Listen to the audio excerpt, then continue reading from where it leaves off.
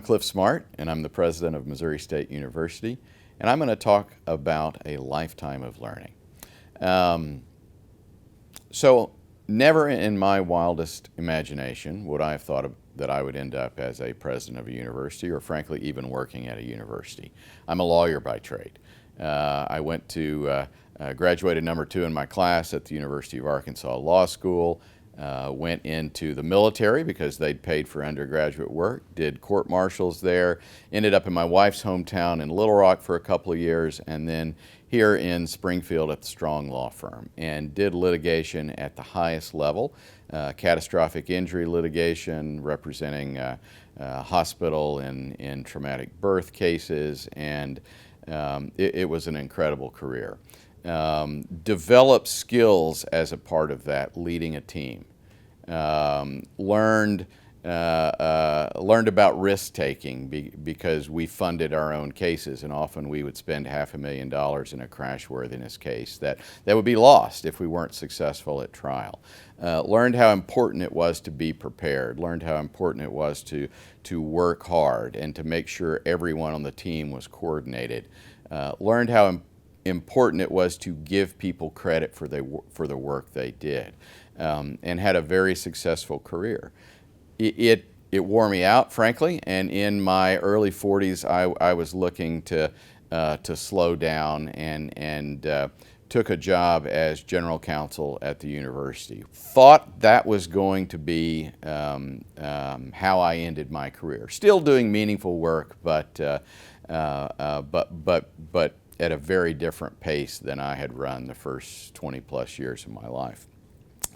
And then, after being in that position for 3.5 years, our president of less than a year resigned, and our provost had gone back to faculty, and there was no one to lead the university. And after helping negotiate the president's departure, the board chair asked if I would consider being interim president.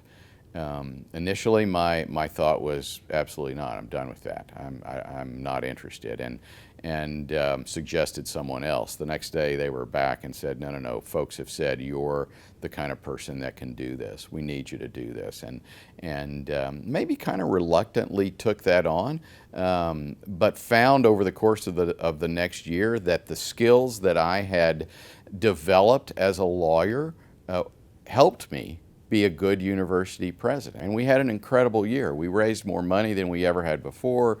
Our enrollment grew. We fixed some problem issues, and the board ultimately asked me to continue on as president. And here I sit 6 years later.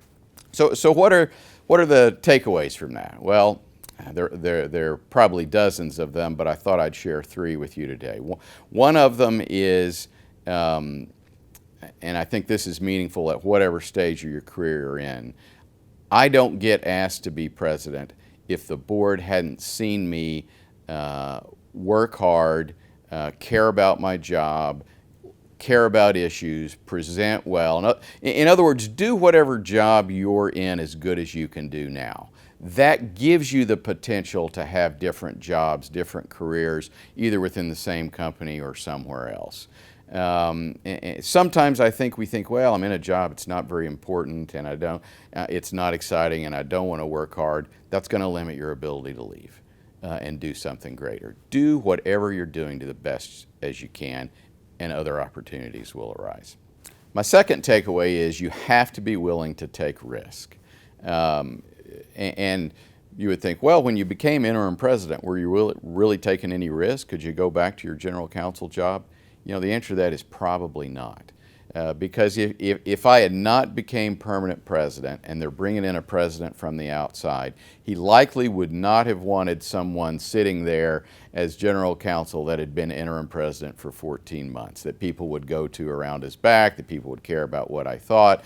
And so, if ultimately I didn't become president of the university, I'm probably doing something else. And so it worked out. But if you aren't willing to take that risk, you can't ever advance. Nothing good is going to come without taking some risk. And so whether that's leaving your job to start your own business, or changing businesses or whatever that is, you have to be willing to take some risk to really live a completely fulfilled life, in my view. And then finally, the last thing I would share with you is ultimately you've got to commit to something long term. It's great to try to figure out where you want to be, and that may involve half a dozen jobs or startups or jumping between things. But ultimately, to have the kind of success you want to have, you've got to figure out what your passion is, what you really want to do, and then stick with it. Commit to something and that you love, and you'll be successful. Those are my tips for lifelong learning.